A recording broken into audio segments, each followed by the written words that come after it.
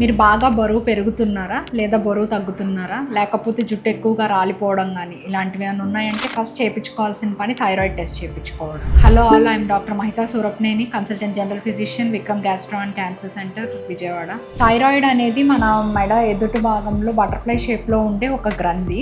ఈ thyroid gland అనేది T3 T4 అనే హార్మోన్స్ని ప్రొడ్యూస్ చేస్తుంది. ఈ T3 T4 TSH ఇట్లాంటివి ఏంటంటే సమతుల్యత లేకపోవడం వల్ల థైరాయిడ్ డిజార్డర్స్ అనేవి వస్తాయి. ఒకవేళ ఈ థైరాయిడ్ గ్లాండ్ నుంచి T3 T4 హార్మోన్స్ కనుక తక్కువ అయ్యి TSH కనుక కొంచెం ఎక్కువ ఉంటే కనుక దాన్ని హైపోథైరాయిడిజం అంటారు.